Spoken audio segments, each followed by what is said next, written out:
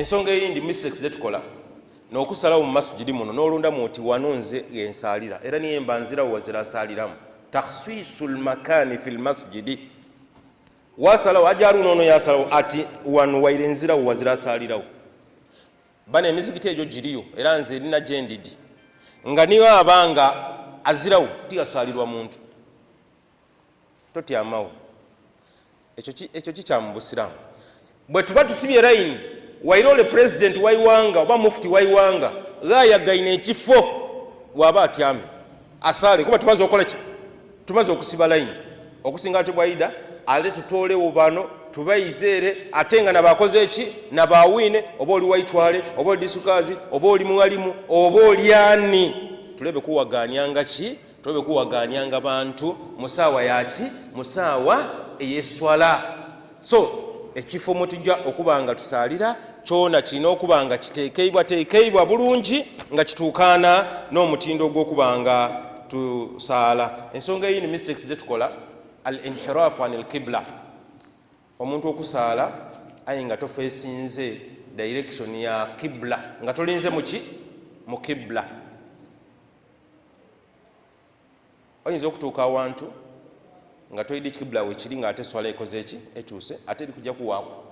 wabula waliwo ebintu byetuteekeibwa okozesa okutegeera okuditamininga qibla kiriwa bw'obona enduba yeeva bw'obona enduba nga eri kuva muno otegeera oti egwawa muno mpegaano wagati awo ne qibla wagati awo wabaki ne qibla then osobola okukozesa amasimu gaida tusobola okukozesa ki campus osobola okukozesa campus yakola nti qibla ki qibla yino so tikuveere n'okola ki n'obanga osaala busaale ensonga esoose yabaire yawuzu ensonga ey'okubiri yaba yaki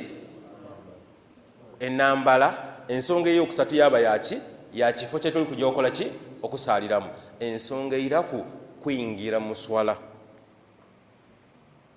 imaamu bakimye swala bwe bakima swala eweireyo imaamu akobye istawu tarasu i'tadilu abasiramu tulina okubanga tutereeza ki taswiyat madha as-sufufu era ine daife tututereeza bulungi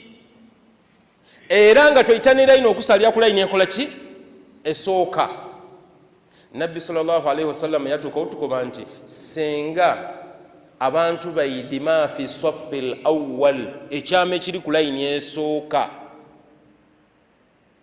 bandi bayirenga nga nibwe kyetaagisa kukuba kalulu nani asalira ku nti olwale kwasi nani ajo osalira ku layini esooka twandikubyenga kalulu bwe kibanga kyetaagisa oyavule bwavula oyide ng'oli kwavula bwavula ayo otyame ku layini esooka twandibayirenga tukikola ayo omuntu atuuka mu masijidi yatyama era wasemba olw'okuba ali kwenda golola ki mangu taidi kyama kiri mu layini ekola ki taidi kyama kiri mu layini esooka so baganda bange abasiraamu bwe tuukanga mu masijidi oba tujja osalira ino twetanira ino aswafa al awwal elayini ekola ki elayini esooka bwe tuba tuterere ku layini esooka imaamu twona twolekera qibla imaamu yaleeta takbiratul ihram yakoba ati allahu akbar allahu akbar takbira imaamu gyaleese nabbi sallallahu alayhi wasallama kana yarfa'u yadayhi hadhwa mankibaihi hadisi eyindi yakoba nti kana yarfa'u yadayhi hadhwa udhunaihi mu busiraamu ebintu bisobola okuba bibiri nga byombi bituufu ng'akoze kino aba mutuufu n'akoze kino aba mutuufu imaamu buli lwakoba nti allahu akbar allahu akbar takbiratul ihram emikono gyange giri ki hadhwa udhunayya takbiratul ihram bwe tuba tugireeta tulina okusula ebikono okusula emikono min sunani swala koba nti ki allahu akbar ositule ki osula emikono gino bw'ogisitula ogireeta wagikomya ku ku layini y'amatu wano ndoza muli kumbona bulungi Allahu akbar oba hadisi eyindi yakoba ne hadhwa mankibaihi emikono gino gireta hadhwa mankibaihi wagireta ku saidi yaki eya ebibegabega wano wakoba ni Allahu akbar oba Allahu akbar. So engeri eno diri meka diri ibiri abasiraamu bangi mu swala imaamu aleta takbiratul ihram yakoba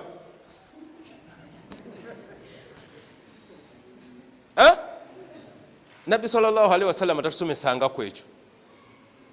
ensonga diri meka hadhwa udhunaika oba mankibaika kola kino oba so olikibona omuntu asobola okukola ng'alinga tafaayo wahuwa la yubali wahuwa fi salat ali mu swala yusalli ay rasul sallallahu alayhi wasallam qala laka sallu kama raaitumuni usalli hal ar-rasul sallallahu alayhi wasallam hakadha salla nabi atubo yasala yakubanga wakajambo bana tuwege okusala nga nabi sallallahu alayhi wasallam yakola ki bwe yasala ebintu bino tubitole mu feeling ebintu bino tubitole mu omuzaano eswala tugisome otegeere nti wano nteekeirwa kukola nti era nabbi sallallahu alayhi wasallam ati bwe yakola ki bwe yakola ate bwakola ati kuba nabbi sallallahu alayhi wasallam bwe yamala nkuleta hadhwa udhunaihi au hadhwa mankibaihi kana yaj'al yadayhi ala sadrihi kana yaj'al al-yumna ala madha ala al-yusra yatolanga omukono gwe ogwa ddyo guno yaguta waigulu wagwaki ogwa kono ayo yagala afunze mikono ali muswalera alikola ki akusala oli yakola ati yaizana ati oli yakola ati ayata muti yata mu nkoto swallu kama raaitumuni usalli tusale nga nabbi sallallahu alayhi wasallam bwe yakola ki bwe yasala tusale twege okusala era tukwegerese abaana baife basale ng'owekitiibwa nabbi Muhammad sallallahu alayhi wasallam bwe yakola ki sallallahu alayhi wasallam bwe yasala leka akoba nti nze nto bwe nakulanga nsala biziramu nze bwe nakulanga nsala olina okusala nga nabbi sallallahu alayhi wasallam bwe yakola ki bwe yasala nga basahaba bwe bambona nga asala basahaba batusomesa nti nabbi sallallahu alayhi wasallam bwe yaletanga takbiratul ihram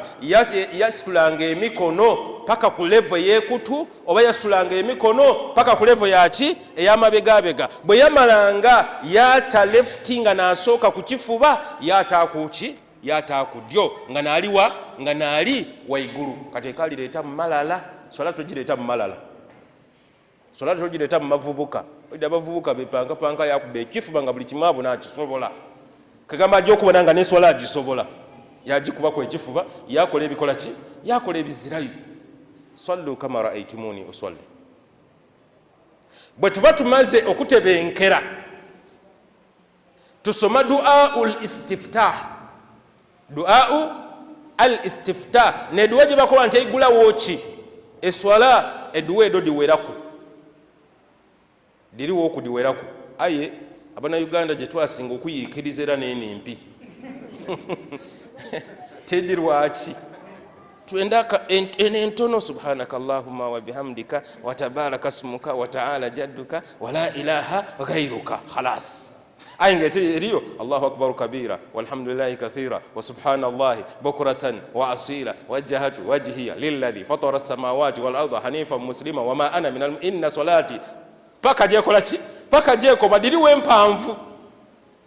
ayo omuntu kasita asomeno subhanaka allahumma era singa tuyigalawo mulyango tibana lero tugabajjana Mungu atuwaire obuyinza asoma ku eduwe eyindi etali subhanaka allahumma ajaruna tubitawo titubitawo kuba twenda byangu ate nga wallahi omuntu atwala ebiseera yayiye ebigambo ebikwana omukazi era yabimastaringa era wallahi yamutafuta paka lwamumati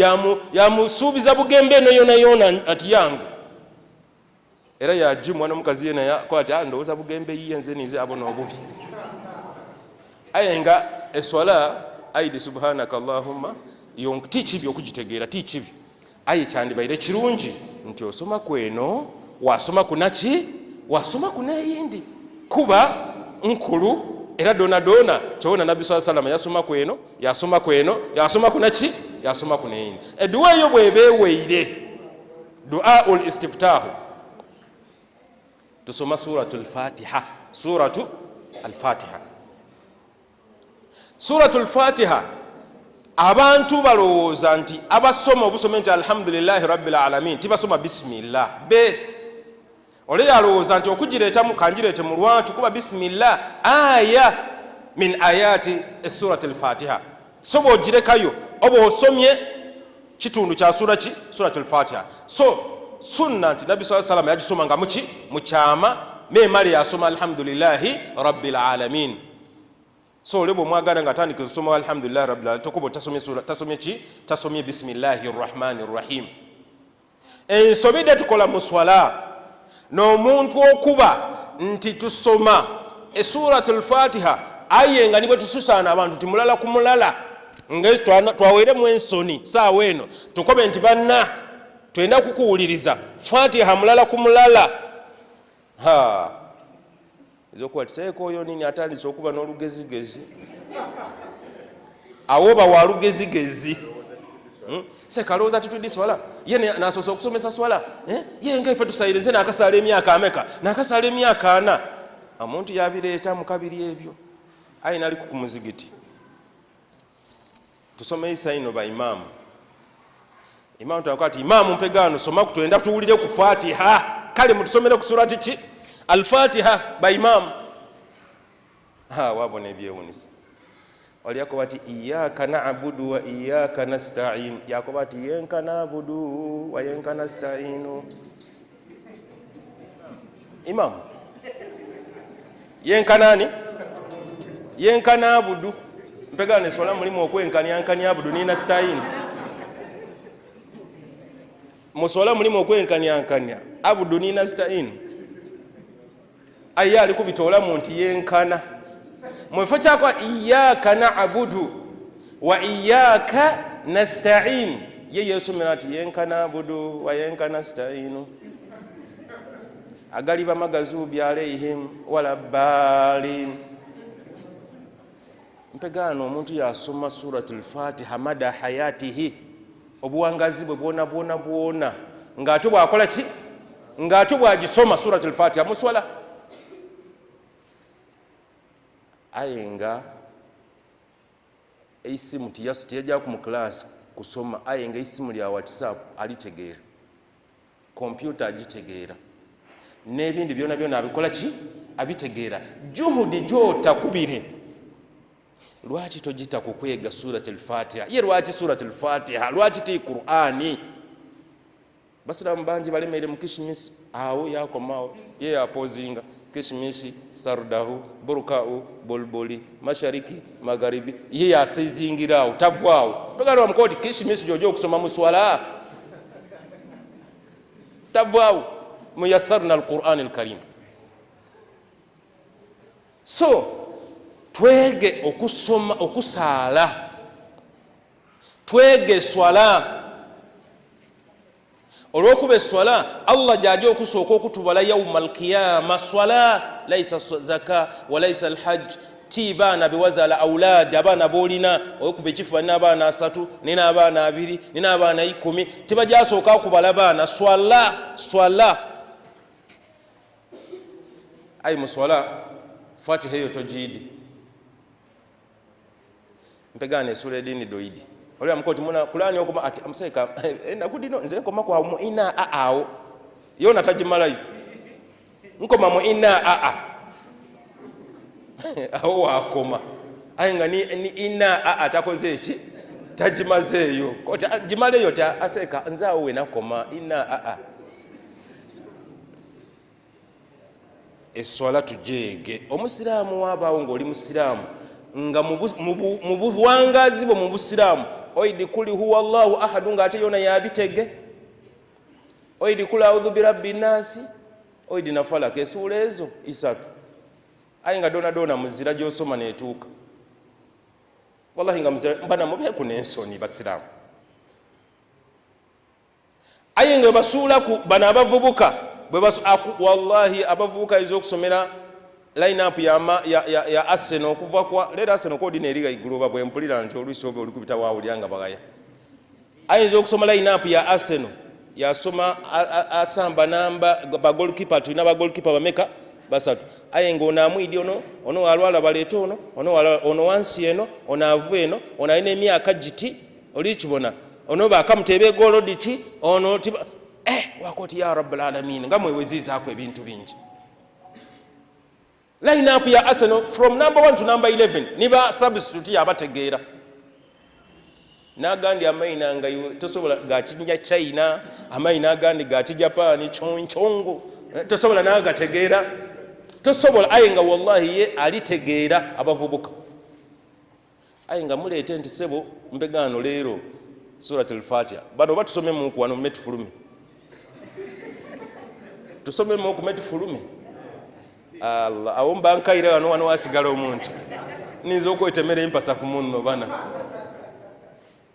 tuyinza okugezesaamu wano nga bwe mba mukiikiriza twagezesaamu wano. Aye ndi kutya obutayira ko ati nani aliyo alinizega ati oyo be tida kugolo tida kubaayo. Twege swala twege ki swala oyege eswala osome aya min al-Qur'ani al-Karim kama unzila nga Allah bwe yagisa bwoba ogisomye. Aina esula entono dino daatulema. Alam tala kaifa omuntu yakoba tabe mutala. Aye nga alisoma Qur'ani yani ya Allah subhanahu wa ta'ala. Twege okusoma Qur'ani tusaale eswala ng'eswala gye tusaala tugisala nga ki nga ntuufu era nga Allah subhanahu wa ta'ala ajikiriza. Ebiseera byaife bisigale mu maiso tubite ku kigambo kweyegera taalimu swala. Iwe weyegerese swala n'abaana bo wegerese swala. Allimu nafsaka allimu auladaka as-swala. Abaana tubasomese swala nife bene tusome swala ko tisekaye nenda kuntereza muku wano abuna mchere ntereza muku wano munaka nkusomere muku yena abatabiziga bulungi akati ompega ntujje ku kuleve yo kubirize nawo tiri bitegera bulungi tuwefula ate kafulu Haruna sebo tuwefula ki kafulu kyota idi ko boti tukola ki tidi tweyongereyo kuleve ekola ki kuleve irako. Imamu bwaba amazi okusoma surat al-Fatiha bwaba tulekere akaseera tusome bwaba tatukerekeire titusoma ate bwaba asoma tutasoma kuba Qur'ani lina principle. Allah subhanahu wa ta'ala jalikuwa fa idha quri al-Qur'an fastami'u lahu wa ansitu la'allakum turhamun. Qur'ani bwebe somebwanga mukole ki musiriki ate muwulirize. Allah aida kukola ki Allah subhanahu wa ta'ala aida kubanga abasaasira. Bwe tuba tumaze awo nitujja ku basomye sura eiraku baada surati al-Fatiha nitujja ku rukuu. Ku rukuu omuntu alina kubanga ali 90 degree. Ai 90 muli kugitegera basoma ko kubana asa ni 90 ojidi ayo agano omuntu gajja ku rukuu yakola jobera bamukubye mu miki misumali obo mulema kizirange lijanga bwobona kuba oli mulema era ne ruku ejja kubaki ennema omuntu yakakanala ayi ali subhana rabbiyal azim akakanaire ruku tulina okujja ku ruku omugongo gwina okubanga ni bwotako ekikopo ky'amaadi tikiyiika.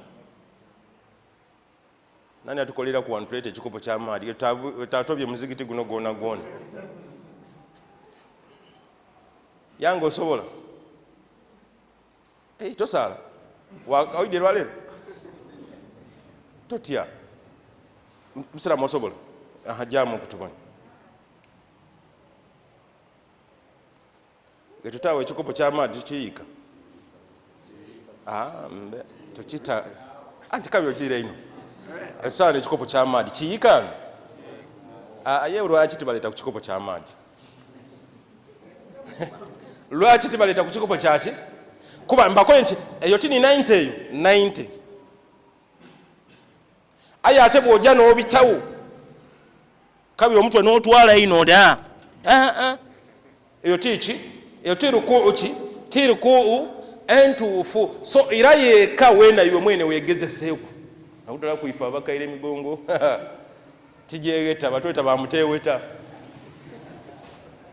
abakaire batweta Faruku osobola okujjaawo wajangaira osobola okujjaawo olikibona so bw'oba ojja mu ruku bada tukainoona kigambo hadisi ekoba nti swallu kama raaitumuni uswalli swallu kama raaitumuni uswalli musaale nga bwe mumbwaine nga nkola ki bwe mumbwaine nga nsaala ife nabbi titwamubonaku wabula abaamubona nabatukobera nti nabbi sallallahu alaihi wasallama ati bwe yakola ki ati bwe yasaalanga bwe tuba tugiire ku ruku bwe baleeta amaadi bwe tuba tugiire ku ruku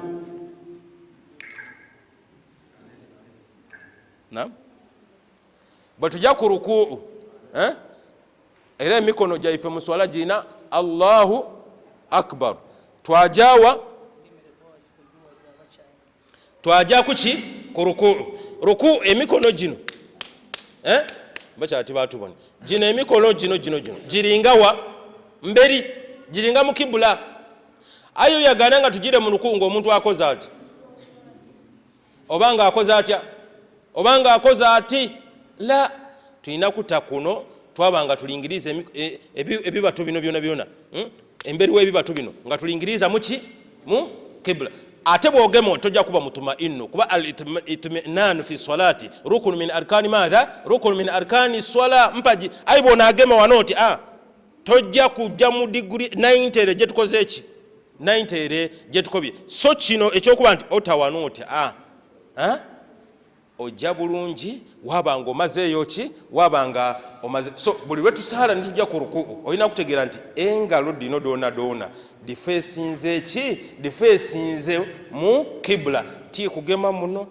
oba ti kugema muno oba wewe ti kuba bwawanooti kuba oli bouncer olina kuba bwawanooti oli kanyama oli kaiduza muswala muziramu byakola ki muzira byakwiduza kanyama muswala ibada jetuteekaibwa okukola ng'owekitiibwa nabbi Muhammadi sallallahu alaihi wasallama bwe yakola ki sallallahu alaihi wasallama bwe yagikola tituyida kugisomesa tugimaleyo kuba kuva ku nkyo ndi kwogera era n'amamiro gansaakairi ko okusaaza ejjuma wasubusa wakuba bano nabatandeta aye banandeta ndakuyida etibatera kundeta bwe banandeta kabiri ndakuyida tutandikire kuki okuva kuki ku ruku tujje muki kuba tulina problem kabiri ey'okutyama eyo problem eriwo oyagana omuntu nga atya imat ati muswala yazinga atya ebigere so wona we tunatuuka tulida kubona okutyama okutuufu ne kuliwa waliwo al-iftirash waba wala ka so tutegeere nti omuntu bwaba muswala oteekeibwa kutyama oti ti kutyama nga bw'okola ki nga bw'oyenda omuntu owundi akola ati wana Uganda omuntu akola ati aye ngaali muswala yakola ati ganaabakunaime banaabakoze eki aye ngaali kulowooza nti ali muki ali kulowooza nti ali muswala so eswala it's not a matter nti oida bwa mu muzigiti okolemu awo nga bw'okola ki nga bw'obona nga bw'oyenda olumala salamu alaikum warahmatullah salamu alaikum warahmatullah wotambule okole ki ogolole no tulina kukola nga nabbi sallallahu alaihi wasallama bwe yakola ki nabbi sallallahu alaihi wasallama bwe yakola uno ntireeta yuwa muhamadi seka toyiye mumadi titwenda kyerere kuba kinaba kyerere tujja kutegeera yuwamu gamuyuyike asimule kapeti daifu oba gademe mumulikaku tutegeere aleteranda atereza omugongo sebo Yo malira muwama ife twenda kuiduza kikopo. Twenda kuiduza kikopo. Mpegano buli omwaire yeka ogezese. Ira mpegano situka mu katono bo ne bagayika kuba. Oh ne bagakola ki buli omwira yeka gezesa rukuu yo. Otegere nti butini wano oba wano mbulamu ki mbulamu katono. Nsaba Allah subhanahu wa ta'ala atute mu bantu abegeswala era abantu abagisala. Era nsaba Allah subhanahu wa ta'ala ikirize swala daife de tusala innahu waliyu ala dhalika wa huwa alqadiru alayhi. Subhana rabbika rabbil izzati amma yasifun wa salamun ala al-mursalin walhamdulillahi rabbil alamin. Wassalamu alaykum wa rahmatullahi wa barakatuh.